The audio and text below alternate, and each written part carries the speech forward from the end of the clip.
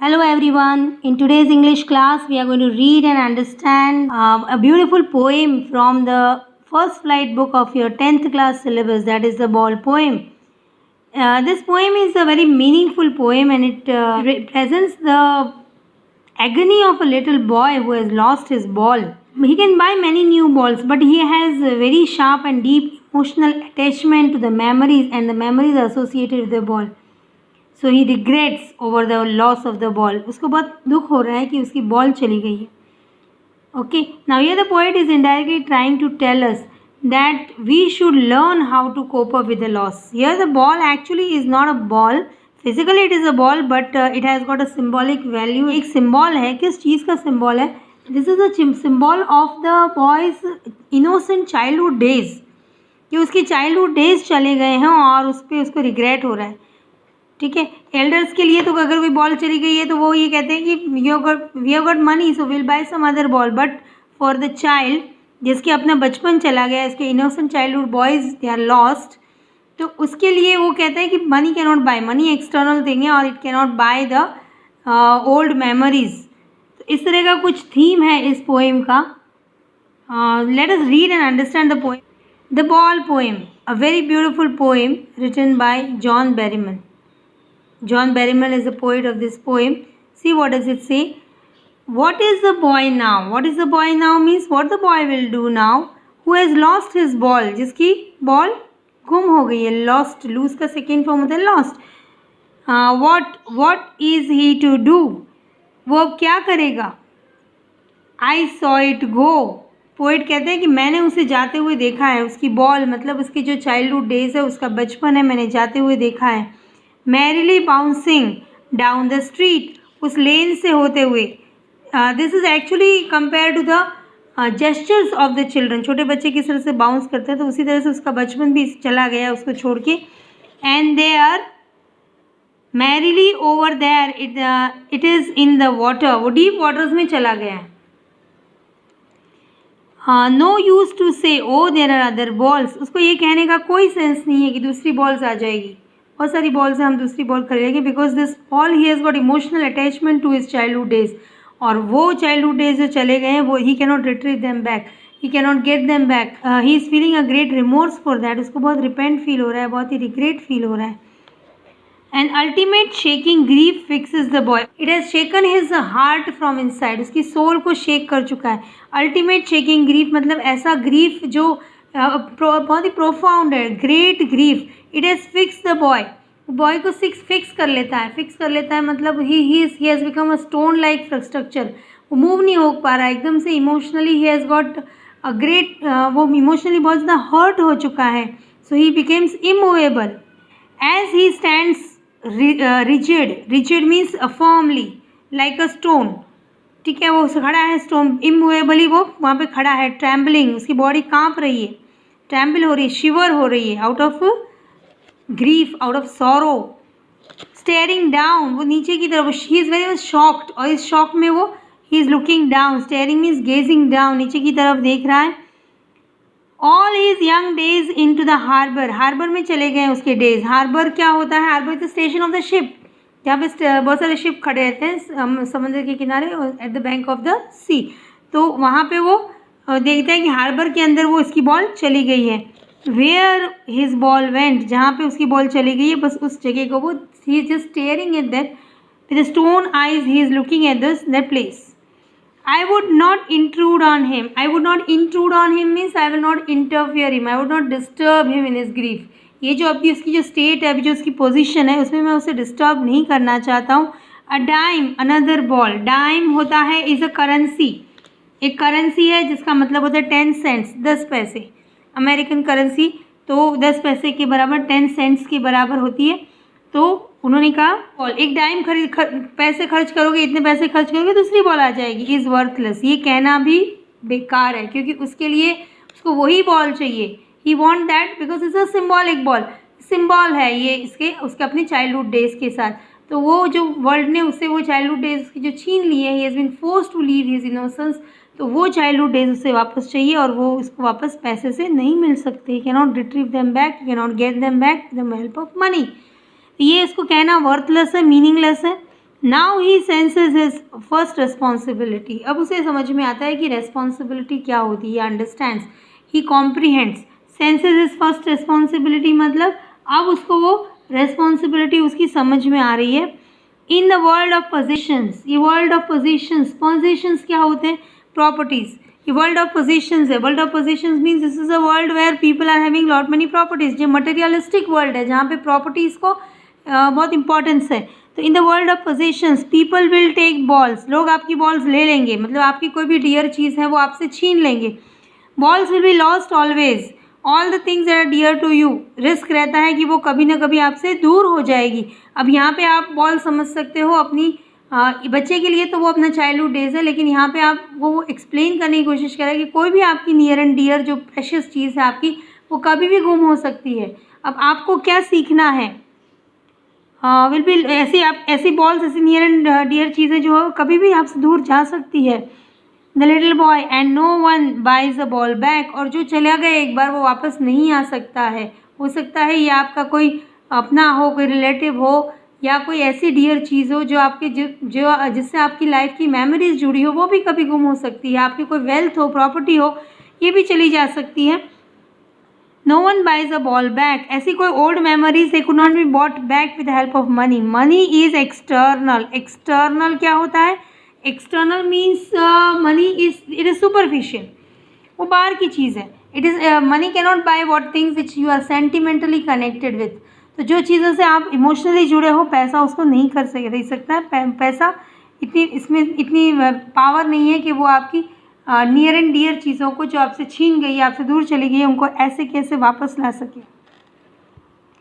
He is learning, अब वो सीख रहा है, which you are emotionally attached हो, अगर आपसे दूर चली जाए तो किस तरह से कोप अप करना चाहिए, किस तरह से एडजस्ट करना चाहिए, वो बच्चा वो सीख रहा है।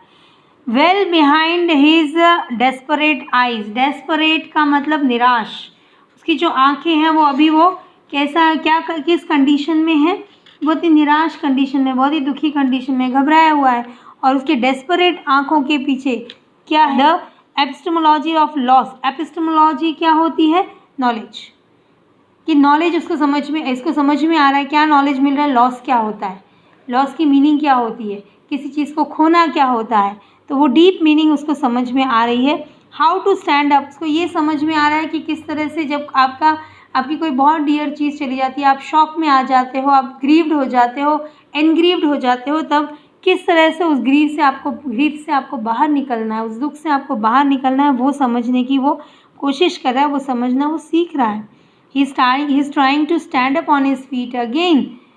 Knowledge what every man must one day know, ये वो नॉलेज है जो सबको सीखना ज़रूरी होता है, क्योंकि सबकी कभी न कभी कोई बहुत प्यारी चीज़ होती है जो उससे दूर चली जाती है, और फिर उसे क्या करना पड़ता है, सीखना, उसको भूलना पड़ता है। ही हैज़ टू अंडरस्टैंड कि उसको किस तरह से उस चीज़ को भुलाया जाए, और किस तरह से उसे अपनी लाइफ में वापस से he should resume living is life as earlier, तो पहले की तरह किस तरह से वापस से अपने आप को इस ग्रीफ से बाहर निकाला जाए, ये उसको सीखने की ज़रूरत पड़ती है। हर इंसान की लाइफ में, in the life of every human this moment comes, कि आपका कुछ भी अच्छी चीज़ जो आपसे इससे बहुत अटैच्ड हो, चाहे वो कोई पर्सन हो या कोई थिंग हो, वो आपसे छीन जाती है, चली जाती है, फिर आपको उस लॉस को बियर करना सीखना पड़ता है। And most no many days how to stand up, और जनरली सबको समझ में आता है, सबको पता चलता है कि किस तरह से इस दुख से बाहर निकलना है, किस तरह से इस दुख से अपने आप को रिवाइव करना है, ये सब लोग समझ सकते हैं, सबको ये एक्सपीरियंस करनी पड़ती है। ठीक है, तो this is the way.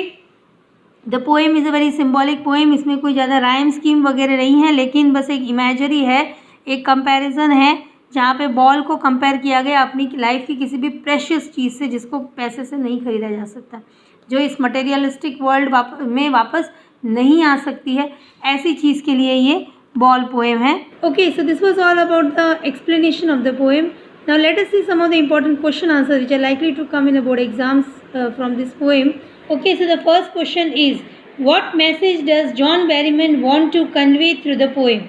The message that the poet wants to convey is the importance of both loss and responsibility in life. Loss का कितना इम्पोर्टेंस है, वो किस तरह से हमारी लाइफ को शेप कर सकती है, और रेस्पॉन्सिबिलिटी कितनी वैलिड होती है हमारी लाइफ में, इसको समझना कितना ज़रूरी होता है। हमको ग्रो होना, मैच्योर होना कितना ज़रूरी है। We should not forget the importance of possessions. हमारे पास जो चीज़ें हैं, जो प्रॉपर्टीज़ हैं, उनका हमको किस तरह से ध्यान रखना ज़रूरी है, और उनका लॉस जब होता है तो क्या फील होता है, पोएट समझाना चाह रहे हैं। Then second question is how does the boy feel at the loss of this ball. जब बॉल उससे दूर चली जाती है तो उसकी क्या फीलिंग्स होती है। The boy is very much troubled eight the loss of his ball. वो बहुत दुखी हो जाता है। His ball falls in water. उसकी बॉल पानी में गिर जाती है। ही is much upset as he had a long association with the ball. Association means attachment, connection. उसका बहुत लंबा कनेक्शन है, बहुत लंबे टाइम से वो उससे जुड़ा हुआ है, इसलिए वो बहुत दुखी हो जाता है। Third question is money is external. What does the poet mean by this expression. तो ये क्या, इससे वो क्या समझाना चाहते हैं। He makes the boy understand about his responsibility. वो उसे उसकी रेस्पॉन्सिबिलिटी समझाना चाहते हैं। As a loss is immaterial. उसका जो लॉस है उसकी तुलना पैसे से, मटेरियल से नहीं की जा सकती। वो इमटेरियल है, मतलब वो इमोशन से कनेक्टेड है। It is related with his sentiments. He can purchase another ball. Ball तो वह दूसरी वापस आ सकती है। ही explained that the world is full of possessions and money is an external item. Money external item है। दुनिया में बहुत सारी प्रॉपर्टीज़ हैं और पैसा एक्सटर्नल है। वो इन सबको तो खरीद सकता है, लेकिन इमोशंस को, इंटरनल सेंटिमेंट्स को नहीं खरीद सकता। Express your views on the title of the poem. क्यों उन्होंने ये टाइटल दिया है, the ball poem. When one reads the title, The Ball Poem, one assumes that the poem may be light-hearted one. ऐसा लगता है कि बॉल से रिलेटेड है, ठीक है, कुछ इतना ज़्यादा इसमें हैवी सेंस नहीं होगा। Perhaps about the joys of childhood, ball के बारे में बात होगी या बच्चे के बचपन के बारे में बात होगी। बट ऑन द कॉन्ट्ररी, लेकिन इसके अपोजिट, ही टॉक्स, वो किसके बारे में बात करते हैं, about how we must not feel disheartened, dejected and desperate। कि किस तरह से हमको disheartened नहीं होना चाहिए, दुखी नहीं हो जाना चाहिए, despaired नहीं होना चाहिए, निराश नहीं होना चाहिए, dejected नहीं फील करना चाहिए, लो नहीं फील करना चाहिए, desperate यानी घबराना नहीं चाहिए। about some loss in life, जब हमारी लाइफ में कुछ लॉस हो जाता है हमको कैसे घबराना नहीं चाहिए। But we must try to stand up and bear the loss through self understanding. हमको ये चीज़ परसीव करनी चाहिए, समझनी चाहिए कि लॉस तो होते रहेंगे। Loss is the part of life. तो उसको एक्सेप्ट करना और किस तरह से उससे कोप अप करना, एडजस्ट करना, किस तरह से आपका स्टैंड अप होना, उसको कैसे टॉलरेट करना, सहन करना, ये सब हमको सीखना चाहिए। ये द बॉल पोएम का टाइटल इसलिए दिया हुआ है। टाइटल जो है वो रिलेटेड है, वो लगता है कि पोएम इतनी ज़्यादा सीरियस नहीं होगी, लेकिन actually it is. What is the theme of the poem, the ball poem. इसका थीम क्या है, ये थीम भी जो अभी बोला हुआ है वही थीम भी है, जैसे इसकी टाइटल से रिलेटेड है थीम भी। In this world sometimes we lose things which we love and deeply attached with to. मतलब कोई ऐसी चीज़ हमसे दूर चली जाती है जिससे हम बहुत अटैच्ड होते हैं, जो हमको बहुत पसंद होती है। We must not feel dejected and lament the loss. Lament करना मतलब रिमोर्स करना, उसका पश्चाताप करना, रिग्रेट फील करना, ये हमको नहीं करना चाहिए। डिजेक्टेड नहीं होना चाहिए, निराश नहीं होना चाहिए। We should not feel as low, कि हमारी स्पिरिट बिल्कुल ही डाउन हो जाए, हम आगे कोई करेज नहीं रख पाए, कोई और काम नहीं कर पाए। We must face the loss with positivity. हमको उसको एक्सेप्ट करना चाहिए, टॉलरेट करना चाहिए, पॉजिटिविटी से एक्सेप्ट करना। हमको पेसिमिस्टिक होना चाहिए कि कोई बात नहीं, अभी आज ये चली गई, फिर से कभी कुछ और हमारी लाइफ में आ जाएगा जो इसकी जगह ले सकता है। With positivity and anticipation of gains in future. Anticipation का मतलब होता है हमको एक्सपेक्टेशन रखनी चाहिए कि फ्यूचर में हमको और फ़ायदा होगा। अभी लॉस हो गया तो कुछ नहीं, फ्यूचर में कुछ और नया मिल जाएगा। Boy in the poem who lost the ball he loved, वो बॉल उसे बहुत पसंद थी और वो उसके पास से चली गई। Was trying to learn to accept his loss, वो समझने की कोशिश कर रहा था कि उसकी रिस्पॉन्सिबिलिटी क्या है and move ahead in life, किस तरह से उसे वापस स्टैंड अप करना चाहिए। ये इस पोएम का थीम है। A ball is an easily available, inexpensive thing. Then why is the boy so sad to lose it? Ball की कोई वैल्यू नहीं होती, बहुत ही चीप चीज़ है, लेकिन फिर भी बच्चा इतना दुखी क्यों हो जाता है? No doubt the ball is an easily available and inexpensive item, but boy has lost is valuable for him. लेकिन जो बॉल उसके पास से चली गई वो उससे उसके लिए बहुत कीमती थी, उसके लिए उसकी बहुत वैल्यू थी. His memories of young days are associated with it. उसकी बचपन के दिन उससे जुड़े हुए हैं. For he had been playing with it for a long time. क्योंकि वो बहुत लंबे समय से उसके साथ खेला करता था. It was not an ordinary but a special ball for him. Emotionally attach था वो उससे, इसलिए वो उसके लिए बहुत ही स्पेशल बॉल थी. नो अदर बॉल कुल टेक इट्स प्लेस. दूसरी बॉल्स आ सकती है लेकिन उसकी जगह कोई दूसरी बॉल नहीं ले सकती है. So he is sad to lose it. वो इमोशनल अटैचमेंट की वजह से उसको खो के बहुत ज़्यादा एंग्जाइटी फील कर रहा है, बहुत दुख महसूस कर रहा है. What day show that the ball was valuable for the boy. किससे पता चलता है कि वो बॉल उसके लिए बहुत ही प्रेशियस थी, वैल्यूएबल थी. The ball was valuable for the boy is obvious from the way he reacts after losing it. क्योंकि उसके जाने के बाद जितना शॉक्ड हो जाता है वो, जितना एनग्रीव्ड हो जाता है, जितना दुखी हो जाता है, उससे पता चलता है कि वो उसकी लाइफ में बहुत ही ज़्यादा इंपॉर्टेंट थी. He was under shock, remain fixed. वो एकदम से पत्थर के जैसा रिजिड हो जाता है. ट्रैम्बल्ड विद ग्रीफ, कांपने लगता है दुख से. स्टैंडिंग एट द प्लेस, उस जगह को देखता रहता है. Where the ball had fallen, जहाँ पे बॉल चली गई, जिस हार्बर में, जिस पानी में वो चली गई है, उसको वो घूरता रहता है.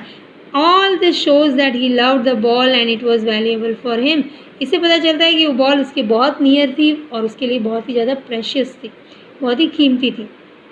Okay, then the next important question is why did the poet not console the boy. ये बहुत इंपॉर्टेंट क्वेश्चन है कि वो क्यों उसको कंसोल नहीं करते हैं.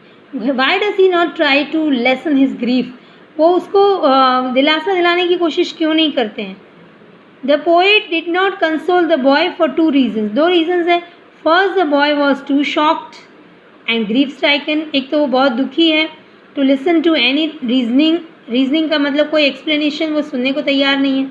अभी वो इतने दुख में है कि वो कुछ भी सुनने को तैयार नहीं है, कुछ भी समझने की हालत में नहीं है, कंडीशन में नहीं है. Second, the poet also observed that the boy was trying to stand up to or bear the loss on his own through self-understanding, which is much more reflective and lasting. दूसरा, जब उन्होंने note किया कि वो बच्चा समझने की कोशिश कर रहा है, वो वो मैच्योर होने की कोशिश कर रहा है, वो इस बात को कॉम्प्रिहेंड करने की कोशिश कर रहा है कि ये लॉस उसको एक्सेप्ट करना पड़ेगा और किस तरह से अब उसे उस लॉस से बाहर निकलना पड़ेगा. He will have to stand up himself and no one is going to help him, no one is going to console him, no one is going to support him here. उसको खुद को ही courage रखना पड़ेगा. he will have to muster his courage and he will have to continue his life. he will have to go on with his life और सीखना पड़ेगा उसे कि अब इस लॉस के साथ उसको कैसे जीना है. हाँ, उसको ऑप्टिमिस्टिक कैसे बनना है, पॉजिटिव कैसे बनना है. तो उन्होंने देखा कि वो खुद ये समझने की कोशिश कर रहा है, तो उसको खुद वो डिस्टर्ब नहीं करना चाहते थे. Self which is more reflective and lasting. ये जो अंडरस्टैंडिंग जो अपने आप आती है, अपने मन से आती है, वो अंडरस्टैंडिंग ज़्यादा इम्प्रेसिव होती है, ज़्यादा लास्ट तक रहती है और ज़्यादा परमानेंट होती है. तो वो चाहते थे कि बच्चा अपने आप समझे, अपने आप चीज़ को अंडरस्टैंड करे. द पोएट्स और anybody else's consoling would have been that effective. इतना ज़्यादा इफेक्टिव किसी और का कंसोलिंग, किसी और का दिलासा नहीं हो सकता है जितना वो अपनी सेल्फ अंडरस्टैंडिंग से या अपने सेल्फ इंट्यूशन से अपने आप को समझाने की कोशिश करेगा, अपने आप को स्ट्रॉन्ग करने की कोशिश करेगा. तो वो चीज़ ज़्यादा लास्टिंग रहेगी, वो चीज़ ज़्यादा इफेक्टिव रहेगी. All right, so these are the question answers, important question answers from my view that may be asked in the exam. एक और क्वेश्चन हो सकता है जैसे what does the world of possessions means. तो वर्ल्ड ऑफ पोजेशंस क्या है. World of possessions का मतलब होता है the materialistic world full of all the properties, where properties are very much important, जहाँ पे प्रॉपर्टीज़ को बहुत इंपॉर्टेंस मिलता है. And where the sentiments has got no values. ये होता है वर्ल्ड ऑफ पोजेशंस. ओके, तो इस टाइप के क्वेश्चंस पूछे जा सकते हैं आपके एग्जाम में. सो this was all for today's class. Read the poem thoroughly, understand it, try to comprehend him and understand the question answers as well. Okay, see you in the next class. Till then, goodbye.